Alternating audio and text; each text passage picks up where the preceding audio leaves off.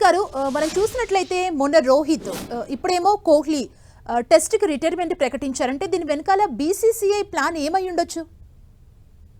అంటే చంద్రశేఖర్ సార్ కూడా ఇప్పుడే చెప్తున్నారు. ఐ థింక్ లైక్ అంటే ఒక ప్లానింగ్ ఏమి ఉండదు. It's more like the strategy part of it. ఎందుకంటే రోహిత్ శర్మ ఏదైతే ఒక రిటైర్మెంట్ తీసుకున్నాడో డెఫినెట్లీ తను అవుట్ ఆఫ్ ద ఫామ్ ఉండటము అండ్ ఆస్ట్రేలియాతో సిరీస్ ఆడినప్పుడు తను లాస్ట్ మ్యాచ్ ఆడకపోవటము, ఇవన్నీ రోహిత్ శర్మ కన్సిడరేషన్స్ అయి ఉంటాయి. అండ్ ఇందాక సార్ చెప్పినట్టు లైక్ విరాట్ కోహ్లీ ఫామ్ కూడా కొంచెము సరిగ్గా లేకపోవటం టెస్ట్ మ్యాచెస్ లో ఒక ఇబ్బంది అయితే క్రియేట్ చేసింది తనకి. బట్ ఐపీఎల్ లో చక్కగా ఆడుతున్నాడు. బట్ లాంగర్ ఫార్మాట్ లో ఇందాక సార్ కూడా చాలా చక్కగా చెప్పారు. లైక్ లాంగర్ ఫార్మాట్ లో విరాట్ కోహ్లీకి ఒక ఇష్యూ అయితే ఉంది, అది మనకు చాలా క్లియర్ గా కనబడుతుంది. ప్రాబబ్లీ ఇవన్నీ కన్సిడర్ చేసి తను అంటే తన సొంతంగా డెసిషన్ తీసుకుని ఉంటాడు. డెఫినెట్లీ మనం వింటున్న న్యూస్ ఏంటంటే బీసీసీఐ విరాట్ కోహ్లీని ఆపడానికి ట్రై చేస్తుంది అనేసి. But still like he would have taken a decision considering his fitness levels or his form and mental stability and everything.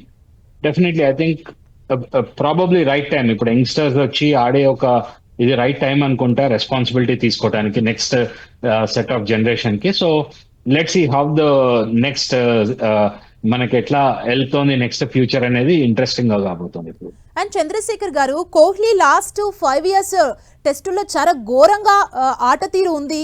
And average చూసినట్లయితే ఈ లాస్ట్ 5 years లో 25 లోపే ఉంది. అందుకనే బీసీసీఐ సాగనంపిందా అనే వార్తలు కూడా వస్తున్నాయి. ఎలా చూడాలి?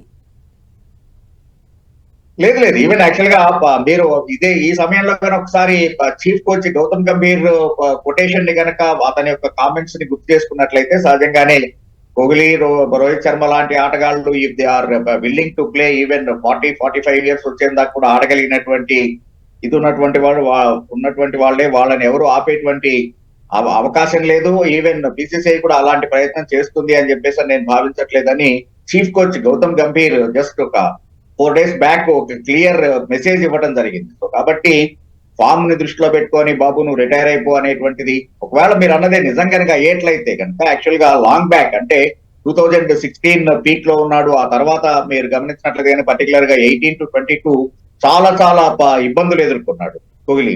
సో కాబట్టి అప్పుడే యాక్చువల్ గా అతనికి ఉద్వాసం పలిగేటువంటి పరిస్థితి ఉంటుంది. But he's a match winner and he's a crowd puller. సహజంగానే విరాట్ కోహ్లీ ఉంటేనే ఉండేటువంటి ఆ జోష్ వేరు ఉంటుంది టీం మొత్తం మీద కూడా. ఎందుకంటే ధోని నుంచి క్యాప్టెన్సీ తీసుకున్న తర్వాత ఫస్ట్ మొట్టమొదటి స్టెప్ వేసినటువంటి సౌరవ్ గంగూలీ అయితే కనుక ఆటకి అగ్రెషన్ ని ఇంట్రడ్యూస్ చేసినటువంటి వాడు. బట్ ఆ తర్వాత దాన్ని నెక్స్ట్ లెవెల్ కి తీసుకెళ్లినటువంటి వ్యక్తి డెఫినెట్ గా విరాట్ కోహ్లీ. సో కాబట్టి ఇన్ని క్వాలిటీస్ ఉన్నటువంటి ఆటగాడు ఏదో ఒక టైంలో ఫామ్ లో లేడు కదా అని చెప్పేసి అని, అందులోనూ క్రూషియల్ సిరీస్ ఇది. మనం ఆల్రెడీ 2 సార్లు ఫైనల్స్ కి వచ్చాం. బట్ ఆ తర్వాత అనుకోకుండా అటు న్యూజిలాండ్ చేతిలో కావచ్చు లేకపోతే ఆస్ట్రేలియా చేతిలో ఫైనల్స్ లో ఓడిపోయాం మనం. థర్డ్ ఇదైతే కనుక మనం అసలు ఫైనల్స్ కూడా రాలేదు. సో ఇప్పుడు 4th సైకిల్ WTC మొదలు కాబోతోంది.